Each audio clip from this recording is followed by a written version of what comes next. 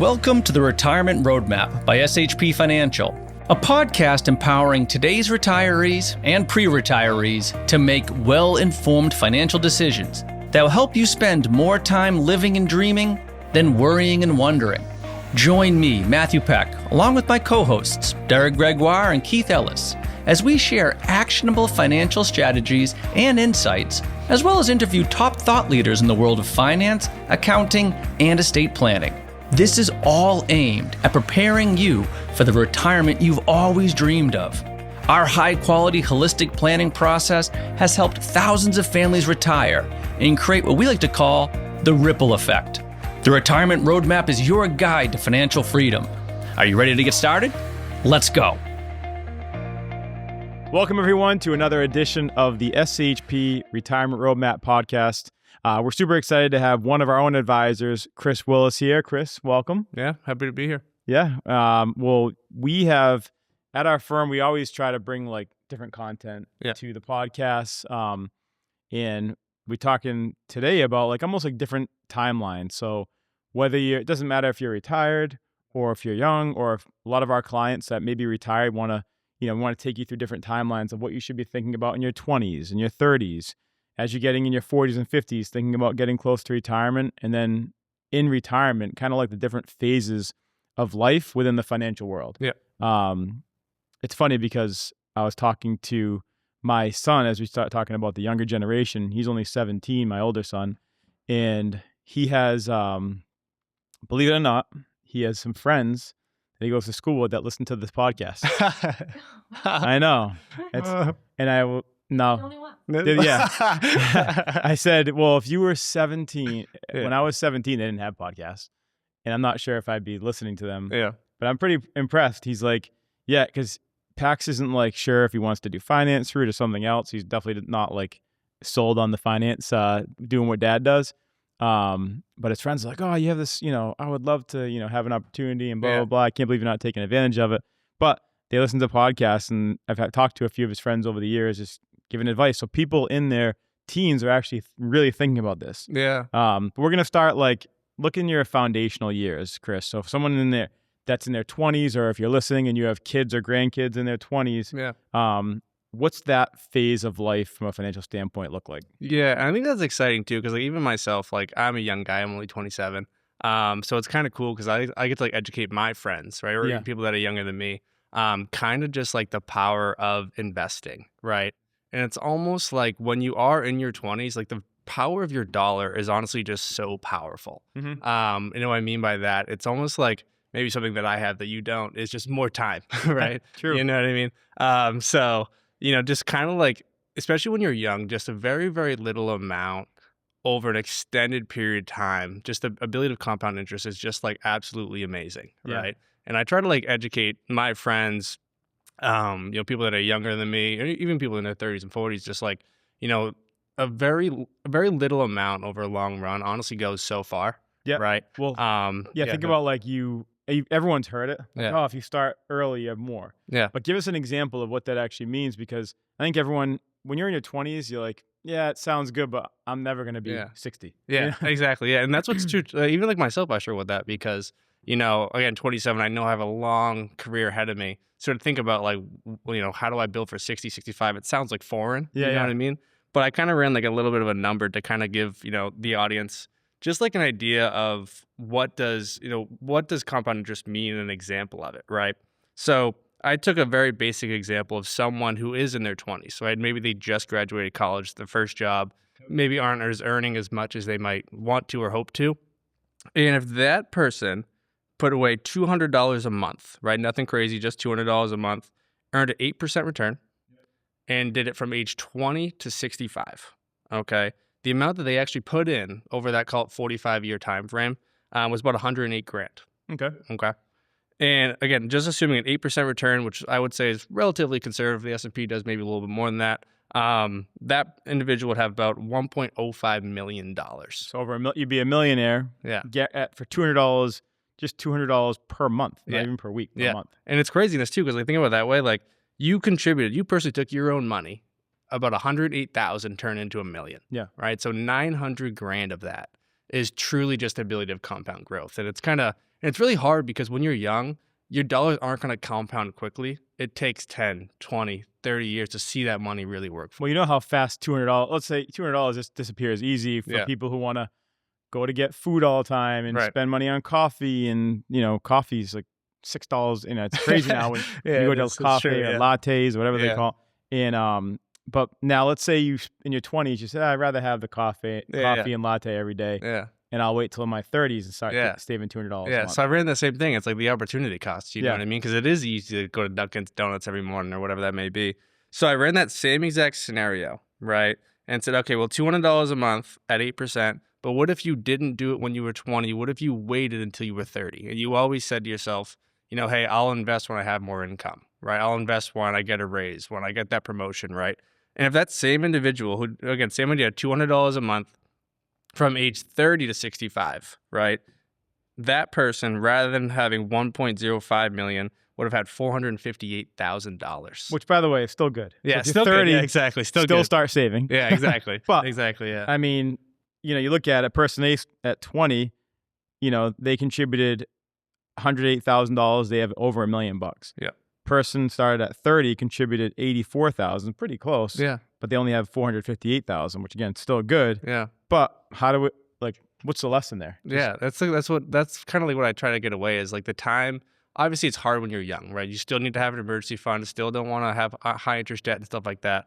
But basically the time is now, right? Again, $200 a month. We're not talking significant dollars here, but like $200 a month is just so significant because, like, to your point, like person B who waited till 30, they only contributed roughly $20,000 left or $24,000 less. Yep. Yet at 65, their portfolio was $600,000 less. Crazy. Just because they waited 10 years. Yeah. You know what I mean? And it's craziness. The quicker you get started, and Chris did take a dig at me, if you heard me.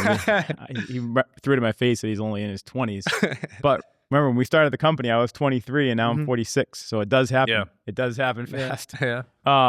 So outside of like investing in the market, what's something else in your 20s, to get prepared for, just the rest of your career and build up in your career? What else do you recommend? Yeah, good question. So a lot of it, because like I use that example of $200 a month, which again, in the grand scheme of things, is not a significant amount, right? Obviously, there's some people who can do more. Some people are trying to get there, right? But I tell a lot of people in their 20s, like the time is now to not only just invest in the market, but like invest in yourself, right? Because if there's a time to take a risk, it's when you're 20s. Yeah. You know what I mean? Maybe you don't have a family yet. Maybe you're not a homeowner just yet. So investing in yourself, and I'll pick on Aiden, who works with us here at SHP. Yeah.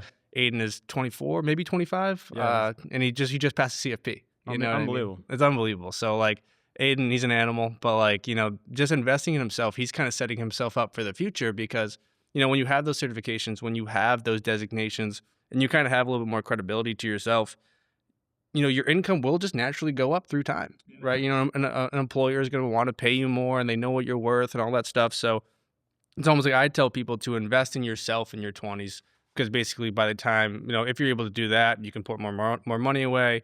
As long as you stay disciplined, just because you make more money doesn't mean you have to spend more money. But almost like investing in yourself is kind of, something that I've tried to do and in the process of doing. Obviously some of our employees already do it. So it's, that's kind of the biggest takeaway I tell people is, take that time, invest a little bit in yourself, and you'll definitely get paid off in the future. Yeah. And you have a great perspective because you get to work on Matt's team with a lot of his clients that have been, that are retired and done really well. And you can kind of, learn some of their secrets of how they did it over the years and then teach that to yourself and your friends. Right. Same with Aiden on Keith's team. Yeah. So you guys get a good perspective. All right. Yeah. So let's say you get to, now we're in our 30s. Yeah. Which you're going to hit that pretty soon. Yeah. Okay, close, and what does that phase look like? Yeah. So that's a little bit different because, again, it's kind of cool because I'm approaching there. I have my older brother's in his 30s. Yep. He's got a little girl. He's got 2 little girls coming on the way. Oh, yeah. So he's kind of in that stage, and I joke, like, he knows exactly when I'm driving to work. He'll call me for free financial advice all the time. But we gotta start charging him. I know.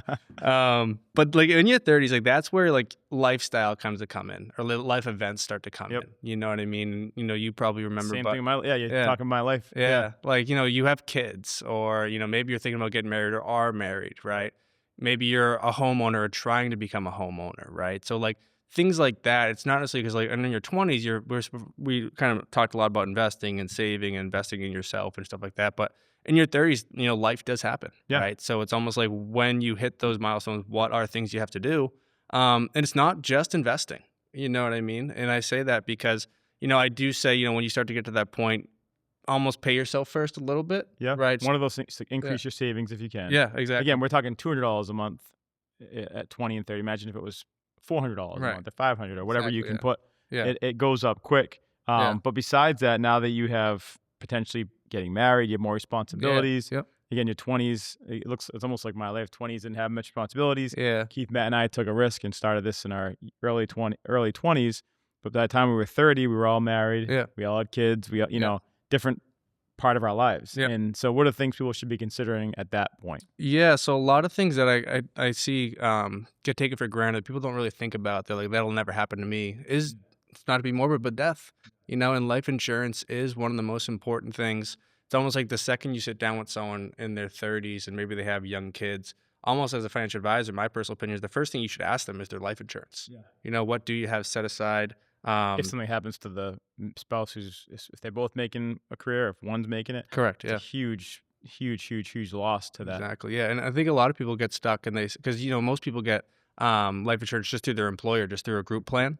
So I think, they often think that's enough, right? They say, okay, well, I have one time is my salary through my job, right? But often it's not. If you're carrying a big mortgage, you need to account for your mortgage, your loss of income. If got, in some certain circumstances, maybe it's a stay-at-home dad or a stay-at-home mom, you know what I mean? And there is one, quote unquote, call it breadwinner, right? You need to account for not just your debts, but what about that loss of income, right? If something were to happen.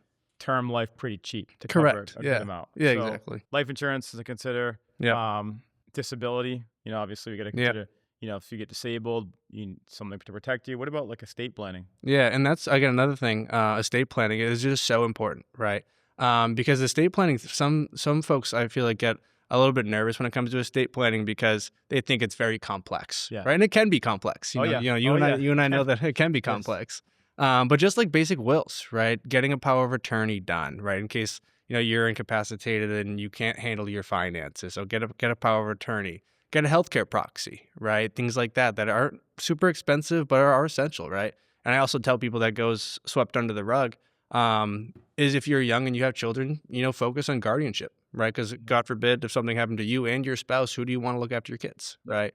So I think just having that, and again, those aren't gonna, those things like that aren't gonna, make you a millionaire or get you, retired just earlier. Dotting the I's and crossing the T's. Yeah, literally, yeah. Those are, so 30s are a little bit different now. We're getting more mature, hopefully. We're getting more responsibilities. Yeah. We're getting our estate documents in order. Yep. And maybe, a lot of times, a lot of our clients' children are in that age that we work with. So a lot of times we're helping them 529's plan set up for the kids if they're, educationally inclined and so forth. So that's your 30s. And now we're kind of, as we're flying through the decades here, 40s and 50s. Now we call this the peak earning years. Yeah. Obviously, and again, I feel like you wrote, this is a well-written document because it's kind of how I thought and how I think. Now you're in your 40s and 50s, you actually start thinking retirement is still far away, but it's a real thing. I have to really start dialing things in. So what are things people in their 40s and 50s that you see should be thinking about? Yeah, I think you made a good point. Like usually that is your peak earning years, right? That's where you're probably making the most money you'll ever make, right? Before you start to shift down towards retirement. So things like that, like obviously in our 2030s, you and I talked about making sure you're saving, making sure you're doing the 401k, the Roth IRAs. And when you kind of reach those peak earnings, I could think of a few clients that we have who are, in their mid 40s and they're like, Chris, I've done those things. I'm doing those things. I've maxed the 401k. I've done my IRA contribution. What more can I do? Right. We talked about this off air. What is the things people start thinking about now? Yeah. So a lot 40s, 50s. Yeah. A lot of people, what they start thinking about is early retirement, right? In the sense that, if you're doing those things, you might be on pace to be where you want to be. But also taxes. I mean? And taxes. Yeah. Taxes start becoming wait a minute. I'm starting to figure this tax thing out. What's going on? I'm making this money. I'm getting this much taken away. Yeah. I'm noticing my retirement accounts might be all pre-tax. Right. And they start thinking about the tax benefits of if you do things today correctly in your 40s and 50s, because retirement now seems like, all right, it's really coming up. I can see it in the horizon, maybe like off in the distance, a dim light that you can kind of start seeing in your 40s. Yep. In your 50s, it gets a little brighter potentially. But as you're getting to that road, you start thinking about the impact of taxes. Right. And there's so many things you can do in your 40s and 50s to reduce the tax burden in your 60s and 70s. Right. Yeah. I use it a lot. I use like my quote I say a lot. I got it from somewhere else. I forget where, but I say sometimes people are so worried about their asset allocation, right? Yeah. But they should really be worried about their asset location.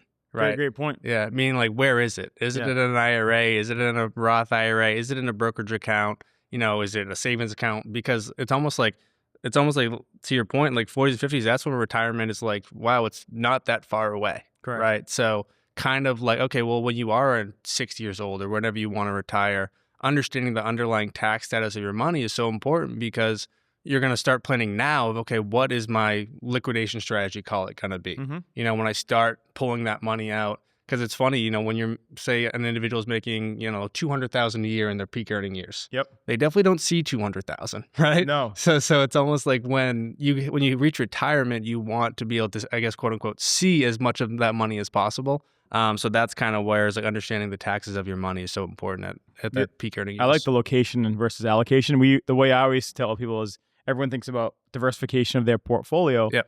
But you want your portfolio to also be diversified tax-wise. Yep, We see it on the TV show all the time. Like you want to have different buckets of, obviously if you can have all tax-free, but it's not always realistic. Right. So some of the things we look at here, and because I'm doing some of these myself, from a tax standpoint, are direct indexing. Yeah. So a lot of our clients in their 60s and 70s, basically it's a very tax-efficient way of investing to be, in the market and so forth, but to be able to create losses and offset gains. And it's just without getting down the rabbit hole, it's a really good tax efficient strategy that a lot of our clients that have decent assets and also a decent income take advantage of. Yeah. Municipal bond strategy. We have an awesome individual muni bond strategy where the dividends are tax free. Yep.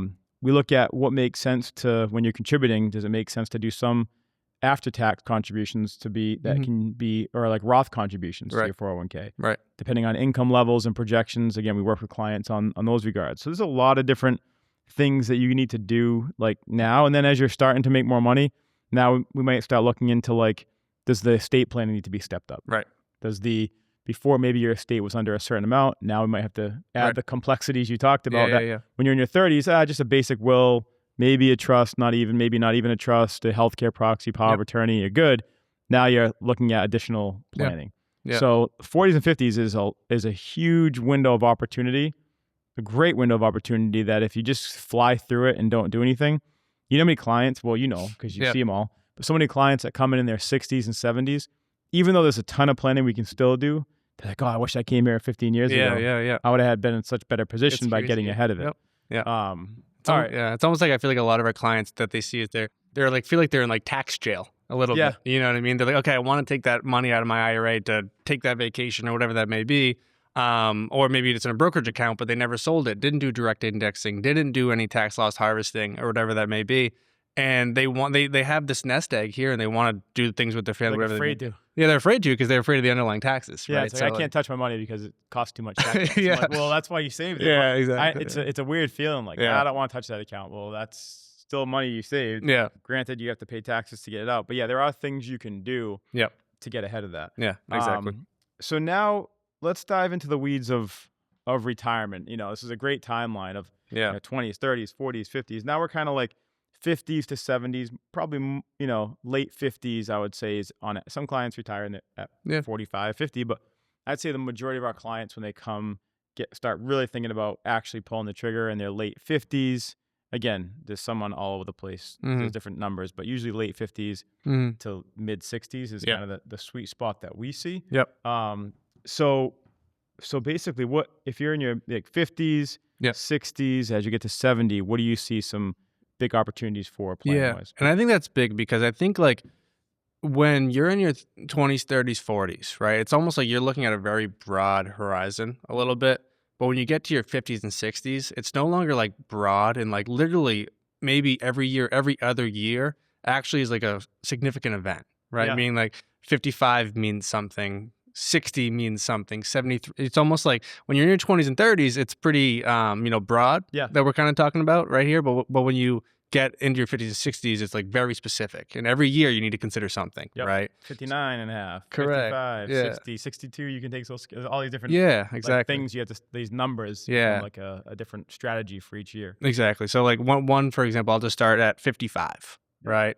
And the reason it's called like the rule of 55, where, it's an important rule because you mentioned like some folks, like if they're in a successful situation, they can consider retiring early, right? And a lot of people are very, very familiar with the 59 and a half rule, right? Where 59 and a half is you can start to take out any IRAs, any IRA accounts without any penalties anymore. So some people will circle age 59 and a half on their calendars and wait for that day because they can actually start to take that money out, right?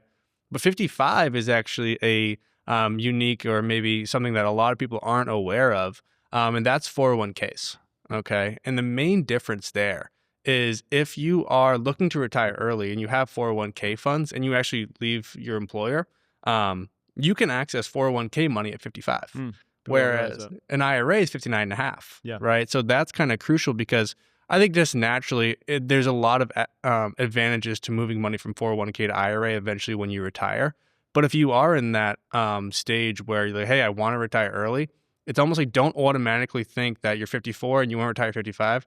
Don't automatically think that you're going to roll it to an IRA because you might lose that ability to access that money the second you move it to an IRA. Exactly. See what I mean? And that's a good point. And at 50, you can start doing the catch-up contributions, 401ks, IRAs, and so forth.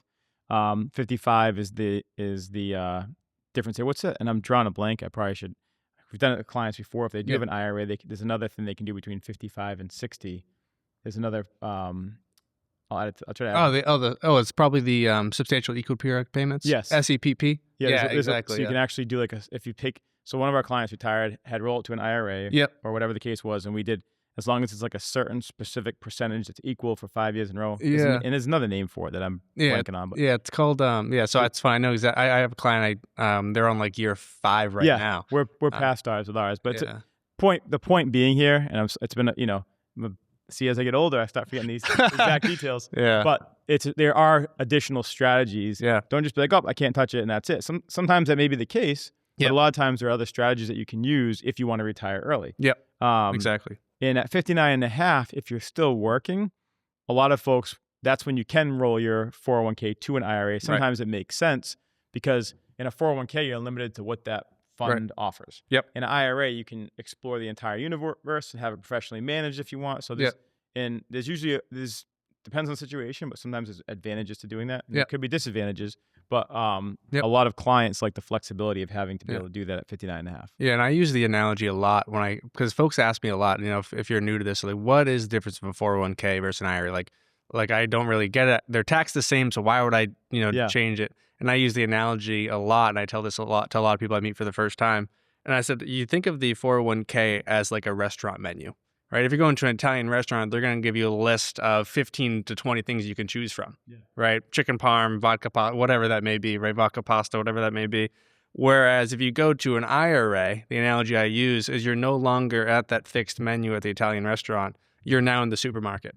It's a good point, right? And you can choose anything. You can choose anything you want, right? So that's kind of the main differences. And at 59 and a half, that's a big opportunity to your point. 27-year-olds full of wisdom. That's it. I listen to a lot of podcasts is what it is.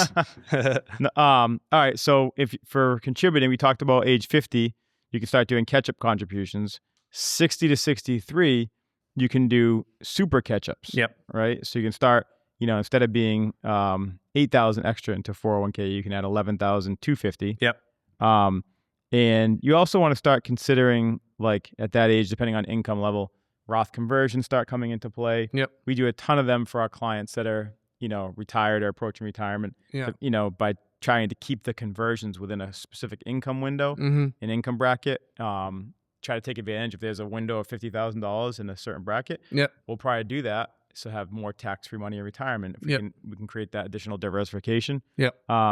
So also 62, we have all these let's get into the Social Security ages. Yeah. So Social Security scares a lot of people because I joke with people, you can only elect Social Security one time, right? So you want to make sure you do it right. Yeah. 62 is the youngest age you can collect Social Security, right? And, it's almost like a lot of folks automatically think they have to wait till 67 or their full retirement age or whatever that may be. But 62, you actually can do it. It is a pretty big reduction, right? It's roughly about a 30% reduction in comparison to your full retirement age, they call it, right? And in some circumstances, that's where you kind of really need to sit with your advisor, say, does it make sense to start at 62? Should I wait till 65 or 67 or whatever that may be? Just because, it's very, very specific to the person, right? And we've seen people start at 62 only because they did retire early and they may be taking a lot out of their portfolio because they have no other sources of income, right? So maybe sometimes it does make sense to say, okay, well, let's start at 62 because obviously you get more income now, but it also de-stresses your portfolio a little bit. Yeah, you have to look at the whole picture. Correct. You can't just look at it in a vacuum. You have to look at the whole picture. That's why our clients, we have a full portal. We run through these scenarios to show the impact if we take Social Security early, at full retirement, or at 70. And sometimes it's different for each spouse. A lot of planning goes into it. The other thing, obviously, at 63, you want to start thinking about Medicare because your Medicare supplement premiums at 65 are based on what your income was when you were 63. Yeah. So not to get too confusing. Yeah. But the Medicare, obviously, you're eligible at 65. You sign up for even if you're still working. Yep. So there's this 55, like you said, start every year or so. There's some sort of an age to look at. Oh, what's available now? I'm 62. What's available now? I'm 59 and a half. Yeah. One of the other things, so at 70 and a half, I think this ability might go down a little bit, meaning like it might not be as advantageous, still potentially, but at 70 and a half, you can do something called QCDs, which I'll talk about in a minute, or you can fill the listeners in. But at 50, before that, and even this is something that I do now, is the donor advised funds. Yeah. So for people looking for tax breaks, we would have some clients and they might say, I'm giving $10,000 to a church or a cancer society or whatever it is you're giving it to. And they're just taking money out of their savings that they've already paid taxes on. Right. They're giving it to the foundation and that's it. And I'm like, wait, instead of doing that, you bought, Apple 20 years ago we bought Apple, whatever the case is, for, 100,000, it's worth 800,000. Yeah. We can sell appreciated shares. Yep. So maybe let's say you bought something for 1,000, it's now worth 10,000. Yep. We can use that, put it into a donor advised fund. Yep. Get the full tax deduction. Yep. And then pay that you don't have, maybe you send 2,000 to one charity, 2,000 to another. Correct. You can kind of parcel it out, but it's a way to, instead of taking good already money that's already been taxed in your checking account or savings account and donating, this is a way to donate appreciated stock. The charity gets the same amount. Yep. They're not losing anything. You get a write-off. Right. But you're also getting rid of older money. And if you wanted to buy Apple again, you just buy it again with $10,000, and guess what? Your basis is now 10,000, not 1,000. Exactly. Yeah. So there's a lot of strategies there. But then once you hit 70 and a half, that used to be the age where you'd have to take minimum distributions. Yep. Now we know that got bumped to 73, and eventually it's going to be 75. Yep. Here's the ages again. I know, There's a lot of numbers so here. many ages, yeah. But at 70 and a half, explain just what a QCD is and why that's beneficial. Correct. Yeah. So QCD, for those who don't know, is what it stands for. It stands for a qualified charitable distribution. Okay. And kind of what is that, right? It's really focused on your pre-tax accounts, your IRAs, right? Because that at age 73, call it 2.5 years from 70 and a half, you're going to be forced, the IRS is going to push your hand to take money out of those IRAs, right? And you're going to pay taxes on that money whether you like it or not, right? So QCD is a way, it's not necessarily a deduction, but it's more of an exclusion, right? Where if you say, and I'll focus on someone, let's just say someone is 73 years old, right? And let's just say they've done a really good job saving and they have a RMD of 50,000. Right. So maybe they have $1.2 million in their IRA. Correct. Yep. So they're required to take out 50,000. Right. Maybe they have great pensions. Maybe they have the great Social Security. Maybe they don't need that 50,000, but they also don't want to pay taxes on it. Right. So, and it's not like it's not all or nothing. But like, let's just say your RMD is 50,000. You could say, hey, I want to give 10,000 to charity. Right. It's funny. I ran into a client who I met for the first time, and he was of RMD age. and he was giving that $10,000 out of his checking account to the charity. Gosh. Yeah. And he didn't know about this QCD rule. I said, it actually makes much more sense to take it out of your IRA, give it directly to the charity, because you won't pay taxes on it. Yeah. So rather than having a tax event of $50,000, you only had a tax event of $40,000. And maybe that keeps you in a lower tax bracket. No, we don't know. Yeah, not only that, but lower tax bracket and lower Medicare bracket. Correct. Right? Because so everyone, is worried about what they're going to pay in Medicare, and those are kind of two things that offset each other. And I talk a lot about it. I don't want to go too far, but down the tax rabbit hole. But just itemizing taxes nowadays are so hard, right? Because the standard deduction is so massive, right? So folks are really struggling because they want to give to charity, but they can't deduct it because they can't itemize it, right? Because everyone takes the standard nowadays. And the qualified charitable distribution is kind of a workaround, right? Because it's not a deduction, just an exclusion of income, right? And that amount you give to charity, whether you itemize or take the standard deduction, is still going to come off your top line. Exactly. So there's so many things, and I'm going to go back, correct myself. Was the 55 thing, if you have a 401, was it 72T? 72Ts, yeah. That's what it was. Yeah, like SEPP or 72T, they're interchangeable. All right, we're going back to the old, if you're 55 and retire early, there are some ways to tap into your IRAs potentially. Mm-hmm. But at 70, so 70 and a half used to be the old age where they said, you have this much in your IRA, 401k, you have to take this much out. Yeah. The 70, now that's 73. Yep. And if you're born after 1960, it's actually 75. Yep. So one of the things about pre-tax monies is in these type of accounts is if you have, let's say you're 73 right now, yep, and you're forced to take out, let's say the market was getting crushed, right? Yep. If you have everything in a 401k, unfortunately you kind of have to sell low, right? Take that distribution out at a low point if the market was low, because you have to pull out a minimum distribution out of your 401k. Right. If you had it in an IRA, you might say, okay, let's say $1 million is in an IRA, and maybe 300,000 is very conservative, and the other 700 is still moderate aggressive. Well, in that scenario, we say, okay, we're just not going to touch the aggressive stuff. Right. Yeah. We're going to pull from the conservative stuff, so we're not taking a loss. Correct. And if the market's high, we can pull from either side. Yep. But you can create that flexibility if you have multiple IRA accounts. Correct. But if you have a 401k, you have to pull out a minimum distribution out of there. And good luck trying to get your 401k providers to sell this stock and this bond or whatever that may be. They're probably just going to do it pro rata and send you a check. And people will say, "Oh, I'll just reinvest it." Well, you're losing the taxes out of it as well. Right. So and that's assuming you don't even need it. So we all know this goes without saying, but there's so many planning tools. We probably mentioned 100 planning tools in the last 30 minutes. Yeah. There's so many ages and planning tools to consider. But make sure that you're just thinking about all this. And obviously, this goes without saying all the things we talk about when people are retiring about reducing their risk. Mm-hmm. Setting their accounts up for safety, income, and growth. Yep. Kind of make sure there's balance. Look at all the, dotting every I, crossing every T. What's your withdrawal plan? What's your travel plan? Let's enjoy this, not just get by in retirement.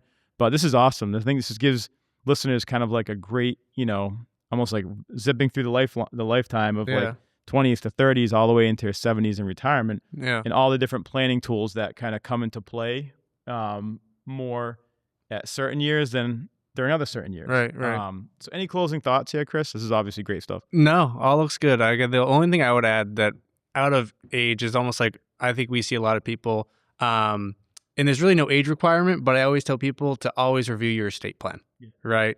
How often do we see people who like, hey, I haven't seen my attorney in 6 years. Yeah. I'm like, okay, well, did anything change? Like, yeah, well, this changed. I had grandchildren, right? Or maybe just tax laws changed on the estate side. You know what I mean? So I know we went through all these different ages, but the last thing I would just add is, maybe every few years, just check in with your estate, make sure everything you have in place is still the way you want it. And if there's any tax laws, at least us or the attorney will be able to help you out. But other than that, I think, it's been a bunch of fun. Yeah, no, thanks for joining. I think in closing, just from a resource standpoint, there's a lot of, as we know, all the stuff we talk about here, we have at SHP, the reason we built what we have is we have a portfolio team. Yeah. We have a planning team. We try to dot every I and cross every T for the clients that we work with.